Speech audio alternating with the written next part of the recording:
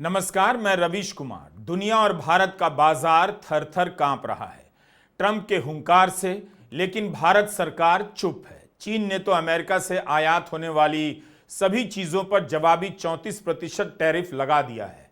इस कारण दुनिया भर में शेयर बाजार आज और गिरा। भारत पर क्या असर होगा, सरकार क्या करेगी? लगता है सरकार बोलना भूल गई है। सरकार की तरफ से बिजनेस अखबारों में सूत्र बोल रहे हैं। सूत्रों के बोलने में भी रूटीन से ज्यादा कुछ नहीं। टैरिफ के ऐलान के बाद कहा जा रहा था कि ट्रंप ने भारत को बख्श दिया है, क्योंकि सुपर कंडक्टर और फार्मा सेक्टर के लिए राहत देखी जा रही है। अपने आदेश में ट्रंप प्रशासन ने फार्मास्यूटिकल्स और सेमीकंडक्टर को पारस्परिक टैरिफ नीति से अलग कर दिया था। यही कारण था कि 3 अप्रैल को भारत के शेयर बाजारों में फार्मा कंपनियों के शेयरों के दाम उछल गए। मगर अब रिपोर्ट आ रही है कि फार्मा सेक्टर पर अभी तो टैरिफ लगा भी नहीं, बल्कि लगने वाला है। ट्रंप ने कहा है कि इतना टैरिफ लगाएंगे जो पहले कभी नहीं लगा। अब ट्रंप ने कह दिया है कि सुपर कंडक्टर फार्मा सेक्टर की बारी आने वाली है। गुरुवार की शाम ट्रंप ने पत्रकारों से कहा कि फार्मा पर अप्रत्याशित टैरिफ लगाने जा रहे हैं। The chips are starting very soon. The pharma is going to be starting to come in, I think, at a level that you haven't really seen before. We are looking at pharma right now, pharmaceuticals, as a separate category, and we'll be announcing that sometime in the near future, not too distant future. That's under review right now. Bharat का pharma sector America में 13 अरब अमेरिकी dollar की दवाइयां निर्यात करता है। अगर tariff लगा और अप्रत्याशित टैरिफ लग गया, तब उनके लिए एक जमा जमाया बाजार खत्म हो सकता है। ट्रंप फार्मा पर कितना टैरिफ लगाएंगे, इसकी आशंका में भारत में फार्मा सेक्टर के शेयरों के दाम में आज भारी गिरावट देखी गई। 4 अप्रैल को भारत में निफ्टी फार्मा 4% के करीब गिर गया। सन फार्मा के शेयरों के दाम में 3.5% की गिरावट आई। सिप्ला के शेयरों के दाम में 5.5% और लुपिन इंडिया के शेयरों के दाम में करीब 6% की गिरावट आई। यह सब भारत की फार्मा कंपनियां हैं। 4 अप्रैल को सेंसेक्स 900 अंकों से ज्यादा गिरकर बंद हुआ। जाहिर है भारत के बाजार को भी समझ में आ रहा है कि अगर भारत के हित में बहुत कुछ अच्छा हुआ होता तो भारत के सभी मंत्री वक्फ छोड़कर दिन रात इसी पर प्रेस कॉन्फ्रेंस कर रहे होते और हर चैनल में इंटरव्यू दे रहे होते, बता रहे होते कि मोदी ट्रंप की दोस्ती का नगाड़ा बज रहा है। आखिर भारत के मंत्रियों ने ट्रंप के टैरिफ का स्वागत क्यों नहीं किया? क्या उन्हें इस बात की आशंका थी और वो आशंका सही साबित हुई कि ट्रंप भारत पर कड़ा प्रहार करने वाले हैं? भारत को टैरिफ का तमाचा लगा तो बाकी देशों को मुक्का। ट्रंप के टैरिफ पर टाइम्स ऑफ इंडिया ने यह हेडलाइन लगाई है। 10 साल में आपने कब ऐसी हेडलाइन देखी? दूसरों को मुक्का लगा है, इससे थप्पड़ का लग जाना इनाम तो नहीं हो जाएगा? अगर आप इस हेडलाइन से उन देशों को हटा दीजिए जिन्हें ट्रंप ने पंच मारा है, तो क्या यह कहीं से सुशोभित होता है कि भारत को ट्रंप ने तमाचा जड़ दिया? वाणिज्य मंत्रालय ने प्रेस रिलीज जारी कर खानापूर्ति कर ली कि अध्ययन हो रहा है। वाणिज्य मंत्री पीयूष गोयल का बयान नहीं आया। इससे भी अंदाजा मिलता है कि ट्रंप ने ऐसा कुछ भी नहीं कहा या किया जिससे मंत्री मीडिया को बुलाकर प्रधानमंत्री मोदी के नेतृत्व का ढोल पीटने में लग जाते और कहते कि भारत के नेतृत्व की दूरदर्शिता के कारण भारत ट्रंप के कोप से बच गया। कांग्रेस प्रवक्ता सुप्रिया श्रीनेत वाणिज्य मंत्री के ट्विटर का अध्ययन करने लग गई और बता रही हैं कि पिछले 24 घंटे में मंत्री जी ने किन किन जरूरी चीजों पर ट्वीट किया है। सुप्रिया ने कहा है कि वाणिज्य मंत्री ने प्रधानमंत्री मोदी की बैंकॉक यात्रा से जुड़ी 14 ट्वीट को दोबारा से ट्वीट किया है। इसे रीट्वीट कहते हैं, शॉर्ट में आरटी लिखते हैं। इसके बाद माई गव के 2 ट्वीट को रीट्वीट किया है। गृह मंत्री अमित शाह के 1 ट्वीट को रीट्वीट किया है। 1 ट्वीट वक्फ बिल पर है और 3 ट्वीट स्टार्टअप इवेंट पर है। लेकिन इनमें से एक भी ट्वीट ट्रंप के टैरिफ पर नहीं है। लपक लपक के खूब गले मिले, इतना दोस्ती का हवाला दिया, अमेरिका बिना बुलाए भागे दौड़े चले भी गए। अब की बार ट्रंप सरकार का नारा भी लगा डाला। पूरी तरह से नतमस्तक हुए पड़े थे। पर इस सबका फायदा क्या हुआ? अमेरिका ने तो फिर भी हम पर 26% टैरिफ लगा दिया। मतलब जो भी चीजें अमेरिका हमसे खरीदेगा उस पर 26% टैक्स वसूल करेगा। इसका बहुत बुरा प्रभाव, इसका बहुत बड़ा इफेक्ट हमारी ट्रेड पर पड़ेगा और हमारी इकोनॉमी को तो यह तबाह कर देगा, जिसकी हालत पहले से भी खराब है। इसका प्रहार अमेरिका में हमारी कंपेटिटिवनेस पर पड़ेगा, भारतीय कंपनियों पर पड़ेगा, हमारे यहां बन रहे रोजगार पर पड़ेगा। थोड़ा सा समझिए इस बात को। अब जैसे आप दवाई ले लीजिए, हमारे यहां से दवाइयां बनकर अमेरिका जाती हैं। ये दवाएं अब वहां महंगी मिलेंगी क्योंकि 26% टैरिफ लगेगा इन पर। महंगी दवा की वजह से अमेरिका में इसकी डिमांड कम होगी। डिमांड कम होगी तो भारत की जो कंपनी उस दवाई को बना रही है उसको घाटा होगा, उसका प्रोडक्शन घटेगा। जितना घाटा होगा, जितना प्रोडक्शन घटेगा, उतने लोगों को वो नौकरियों से निकालेगा, मतलब नौकरियां नष्ट होंगी। ये मोटे तौर पर होने वाला है, ये पूरा चक्र है और ये बेहद चिंताजनक है। भारत जानना चाहता है कि ट्रंप ने प्रधानमंत्री मोदी की भूरी प्रशंसा की कि वे मोल भाव करने में, बार्गेनिंग के मामले में बहुत सख्त हैं। तो सरकार अब बताए कि ट्रंप ने जो टैरिफ लगाया है उसमें प्रधानमंत्री मोदी ने क्या मोल भाव किया, या ट्रंप ने उनकी झूठी तारीफ कर दी और जेब भी काट ली। जेम्स और ज्वेलरी का बिजनेस ट्रंप के टैरिफ से बुरी तरह प्रभावित होगा। पहले से ही रूस पर यूरोपियन यूनियन के प्रतिबंधों के कारण भारत का हीरा उद्योग संकट में है। वहां से आने वाला कच्चा माल मुश्किल हो गया है। क्या आप जानते हैं कि इस समय सूरत में 20 से 25 लाख गुजरात में डायमंड वर्कर बेरोजगार हैं? कोई रिपोर्ट आप देख रहे हैं गोदी चैनलों पर सूरत से? वहां पर हीरा मजदूर किन हालात में जी रहे हैं? खबरों को गायब कर दिया जाता है, लेकिन जनता तो गायब नहीं हो सकती, वो अपनी जगह पर भुगत रही होती है। 4 अप्रैल के हिंदू बिजनेस लाइन ने लिखा है कि जेम्स एंड ज्वेलरी पर 27% का टैरिफ बहुत ज्यादा प्रभाव डालेगा। इसका निर्यात पहले से ही 23% घट गया है। घरेलू बाजार में भी इसकी मांग नहीं। भारत से $11 बिलियन का निर्यात होता है। जेम्स एंड ज्वेलरी के मामले में ट्रंप ने टर्की और संयुक्त अरब अमीरात पर 10% टैरिफ लगाया है और भारत पर 30%। अगर जल्दी ही भारत सरकार ने इसे नहीं निपटाया तो यह सेक्टर भयंकर रूप से प्रभावित होने वाला है। सूरत जाइए, आए दिन मजदूरों के प्रदर्शन हो रहे होते हैं। उनका वेतन समय पर नहीं मिल रहा है, जो काम कर रहे हैं उनका वेतन नहीं बढ़ रहा है। 30 मार्च से डायमंड वर्करों का प्रदर्शन जारी है। वर्कर यूनियन का कहना है कि डायमंड वर्कर की मजदूरी 5 साल से नहीं बढ़ी, कम से कम 30% बढ़नी चाहिए। रूसी डायमंड पर जब से प्रतिबंध लगा है तब से डायमंड वर्कर की मजदूरी घट गई है, काम भी कम हो गया। पहले वह महीने का 25 से 30 हजार कमाता था, अब वो 15 से 18 हजार कमा रहा है। उसकी हालत सोचिए। क्या मिला धर्म की राजनीति से इन मजदूरों को? डायमंड वर्कर यूनियन का कहना है कि सरकार डायमंड वर्करों का रजिस्टर भी बनाए और रत्न कलाकार कल्याण बोर्ड का गठन करे। डायमंड वर्कर यूनियन गुजरात ने एक हेल्पलाइन बनाई है ताकि मजदूर अपनी मानसिक परेशानियां साझा कर सकें। इस संगठन के सदस्य का कहना है कि हर दिन हेल्पलाइन पर कई 100 मजदूरों के फोन आते हैं।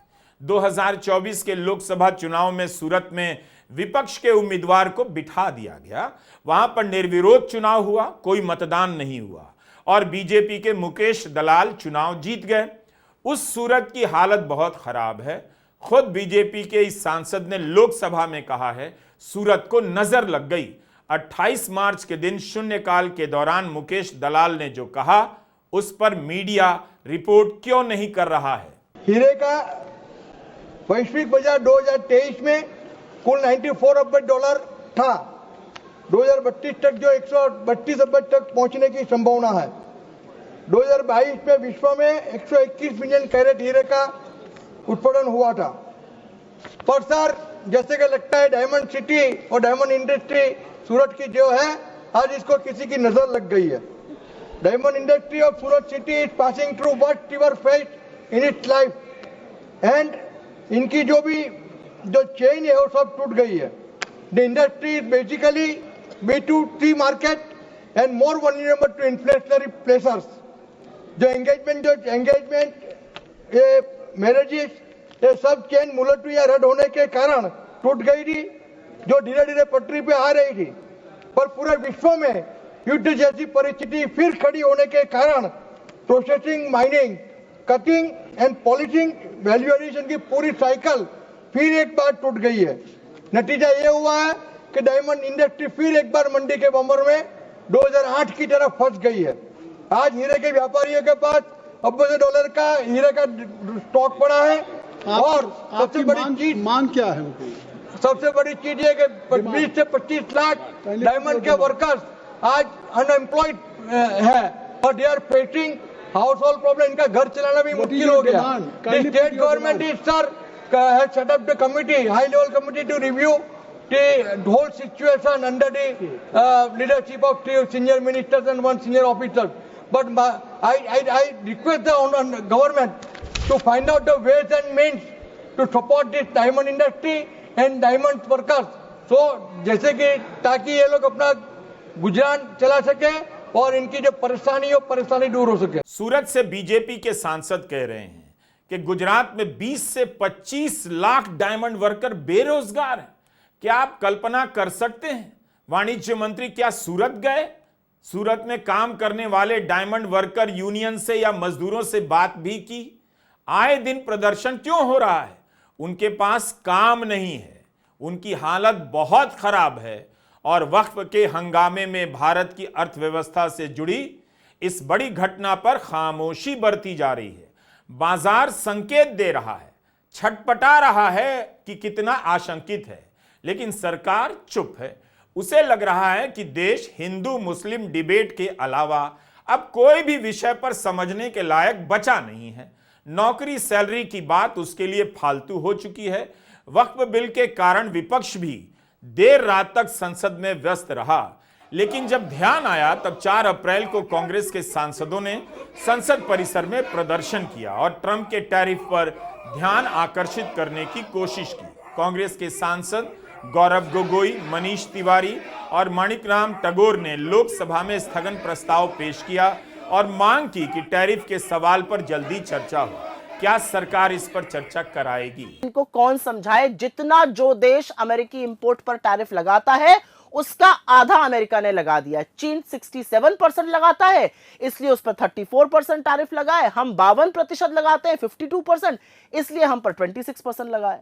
एक तरफ चीन के राष्ट्रपति हैं जो अमेरिकी टैरिफ का कड़ा विरोध कर रहे हैं और दूसरी तरफ मोदी जी हैं जो बीच संसद के सत्र में मुंह छुपाकर बैंकॉक भाग गए।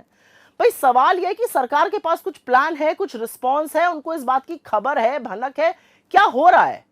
जब रात को 1:30 बजे ट्रंप टैरिफ अनाउंस कर रहे थे, तब बजाय इस पर रणनीति बनाने के मोदी जी रात को 2 बजे सदन में वक्त पर चर्चा करा रहे थे।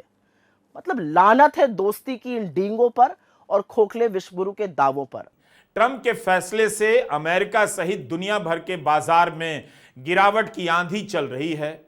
3 अप्रैल को आईफोन बनाने वाली कंपनी एप्पल का शेयर 8% गिर गया। 4 अप्रैल को 10% गिर गया। अनिंद्यो चक्रवर्ती ने एप्पल को लेकर एक हिसाब दिया है। लिखते हैं कि एप्पल के उत्पाद चीन की फैक्ट्रियों में बनकर आते हैं। ट्रंप ने चीन से आयात होने वाले सामानों पर 30% टैरिफ लगा दिया।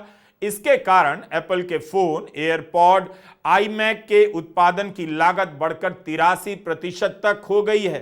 पहले उत्पादन की लागत 64% थी, टैरिफ के बाद 84% हो जाएगी, तो एप्पल का मुनाफा 20% से ज्यादा कम हो जाएगा। ऐसे में उनके लिए यह धंधा बेमतलब का रह जाएगा। एप्पल के अलावा एनवीडिया, अमेज़न, मेटा, माइक्रोसॉफ्ट जैसी कंपनियों के शेयर गिर गए। अमेरिकी बाजार में हाहाकार मचा है। ट्रंप की तरफ से थ्योरी दी जा रही है कि ये सब नव उदारवादियों के मुनाफे हैं जो कंपनियों के पास जमा हो गए थे। लोगों के पास तो कुछ भी नहीं था। शेयर बाजार में जिनका डूबा है वो वही लोग हैं जिनसे ट्रंप लड़ रहे हैं। अगर इन्हें घाटा हो रहा है तो ट्रंप को इनसे कोई फर्क नहीं पड़ता। इस तर्क की बुनियाद क्या है, तार्किकता क्या है, हमारे लिए बताना मुश्किल है, लेकिन बताना तो पड़ेगा कि ट्रंप के समर्थक किस एंगल से सोच रहे हैं। ट्रंप का कहना है कि कई सालों से अमेरिका के दोस्त और दुश्मन मिलकर लूटे जा रहे हैं, अब ऐसा नहीं होने देंगे। ट्रंप ने दुनिया की अर्थव्यवस्था में भूचाल ला दिया। उन्हें लगता है कि बाजार की गिरावट के बाद भी अमेरिकी जनता उनकी इस बात पर यकीन करेगी कि टैरिफ लगाकर वे अमेरिका को फिर से महान बनाने जा रहे हैं। दुनिया के बाजारों में सपने दिखाने और डराने वाली कुछ कंपनियां हैं। इनका कहना है कि भयंकर मंदी की आंधी चलने वाली है। जेपी मॉर्गन के चीफ इकोनॉमिस्ट ने कहा है कि दुनिया में मंदी आने की आशंका 60% हो गई है, पहले 40% थी। एक और संस्था है गोल्डमैन सैक्स। इसका कहना है कि दुनिया में मंदी की आशंका 20% से बढ़कर 35% हो गई। यानी एक संस्था के मुताबिक 35% चांस है मंदी को लेकर और एक के मुताबिक 60% चांस है मंदी आने को लेकर। लेकिन भारत में इसकी कहीं कोई चर्चा नहीं। सरकार के स्तर पर सरकार चुप है। राज्यसभा में राघव चड्ढा ने भी टैरिफ का सवाल उठाया उस दिन जब वक्त पर चर्चा हो रही थी। क्या यह बात आपको हैरान नहीं करती कि इतने बड़े मामले पर सरकार की तरफ से कोई खुलकर नहीं बोल रहा? प्रेस रिलीज के जरिए जवाब दिया जा रहा है। India has offered its unflinching loyalty and undying friendship to the US. We have done everything possible to promote and protect the interest of the US and US companies in India. In fact, last week, the Honorable Finance Minister moved an amendment in the Finance Act and removed Google tax, which was an equalization levy of 6% on US companies like Meta, like Amazon, Google, etc., which has caused us a loss of about 3,000 crores. All this was done in order to woo the US administration. Supplementary. But despite, sir, I'm just setting the context. But you have allowed others. Despite this morning, the Trump administration has levied a 26% Trump tariff on Indian goods, which is likely to wreck the Indian economy, hit us by 50 to 100 basis points in terms of a GDP loss, and we will lose our competitive advantage in the global market, particularly ensuring that the doors of the US market are closed for India. एक पुराने जमाने का गाना याद आता है sir, अच्छा सिला दिया तूने मेरे प्यार का, यार ने ही लूट लिया घर यार का. It is in this context that I would like to ask the Honorable Minister through you, sir. It is in this context that I would like to ask the Honorable Minister through you that should we not withhold the requisite approvals for Elon Musk's Starlink, who is a very visible part of the US administration, and use that as a bargaining chip to renegotiate these Trump tariffs? Hindu business line ने लिखा है कि Trump के tariff से भारत में कपड़ा, रसायन, कृषि उत्पाद, जेमस्टोन एवं आभूषण, मशीनरी, इलेक्ट्रॉनिक्स और इलेक्ट्रिकल्स जैसे क्षेत्रों पर असर पड़ सकता है। इस सेक्टर के निर्यातक अपने भविष्य को लेकर चिंतित हैं। कई लोग कह रहे हैं कि ट्रंप के टैरिफ से भारत के लिए अवसर भी खुलेंगे, लेकिन भारत सरकार तब क्यों नहीं बात कर रही? सारी दुनिया के देश के मंत्री बात कर रहे हैं। इसमें ऐसा क्या है जो चुप चुप कर किया जा रहा है या कुछ हो नहीं पा रहा है? प्रधानमंत्री बिम्स्टेक के कार्यक्रम में शामिल होने के लिए बैंकॉक में हैं। यहां पर विदेश मंत्री एस जयशंकर सेल्फ हेल्प युग की बात कर रहे हैं। यह कौन सा युग आ गया? सेल्फ हेल्प युग? क्या ग्लोबलाइजेशन का युग चला गया? सेल्फ हेल्प युग किसकी वजह से आ रहा है? नाम भी नहीं लेते। जयशंकर ने कहा है कि सच्चाई यही है कि दुनिया स्वयं की सहायता के युग में प्रवेश कर रही है। हर क्षेत्र को अपना अपना देखना पड़ेगा, चाहे खाद्य सामग्री हो या ईंधन, फर्टिलाइजर आपूर्ति, वैक्सीनेशन या आपात प्रतिक्रिया। इसे हम अपनी आंखों के सामने होता देख रहे हैं। वक्त बदल चुका है। सूक्ष्म और छोटी आपूर्ति चेन बनाने और नजदीक के पड़ोसियों की अहमियत पहले से कहीं अधिक हो गई। ट्रंप के टैरिफ के कारण भारत का निर्यात प्रभावित होगा, लेकिन अगर आप प्रधानमंत्री मोदी की विदेश यात्राओं को भी भारत के निर्यात के रूप में मान लें तो बिल्कुल प्रभाव नहीं पड़ा है। फरवरी में भी प्रधानमंत्री मोदी फ्रांस गए, अमेरिका गए, मार्च में मॉरिशस गए, अप्रैल में श्रीलंका और बैंकॉक के दौरे पर हैं। प्रधानमंत्री मोदी अपने आप में एक्सपोर्ट हैं, निर्यात, धूमकेतु की तरह दुनिया का भ्रमण कर रहे हैं। उनकी यात्रा टैरिफ से मुक्त है, टैरिफ की चिंताओं से आजाद है, मगर उनका देश उन्हें पुकार रहा है। आइए टैरिफ पर बोलिए, ज्यादा न सही कम ही बोलिए, मगर कुछ तो बोलिए। ना बोलिए मगर रवीश कुमार ऑफिशियल यूट्यूब पर जरूर देखिए। नमस्कार, मैं रवीश कुमार।